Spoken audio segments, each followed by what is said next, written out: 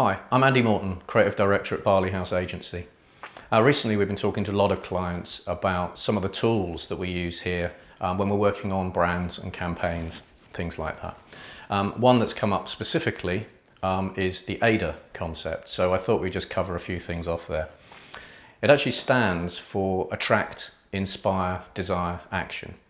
And it was a process that was developed in around 1898 by a gentleman in the United States called E. St. Elmo Lewis. And the reason he developed it was to close the gap between the buyer and the seller during the sales process.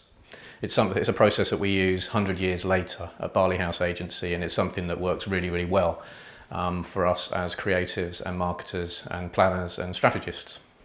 So basically we use it for working across all channels. It's something that works universally, and it works really, really well for us because it enables us to define the stages that we go through to make a campaign really, really strong so that it covers off all of the elements that we need.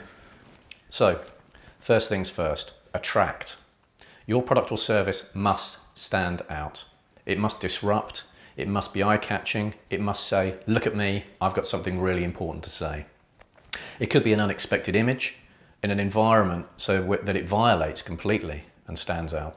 It could be an unexpected typeface. It could be a provocative headline. It could even be a disruptive window in a retail outlet. The idea is just to stand out and hit the customer right between the eyes. So you've piqued their interest, you've got their attention. Now what do? You need to maintain that interest. You need to inspire them, and you need to demonstrate that it's actually worth their while spending more of their precious time with you and your brand. And that's a lot of this comes down to the content strategy. It's the information that is then accessible, where they will want to go forward and check out social media and reviews and things like that. They want to confirm that what you're actually saying is relevant to them.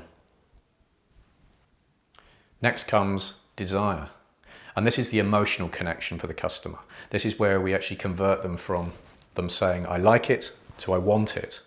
And it's the human connection. It's where the brand personality truly comes into its own. And it could be anything from an online chat, something helpful like that. It could be an immediate response from a Twitter feed, or it could be share tips and advice. But for the customer, this is where it becomes truly personal.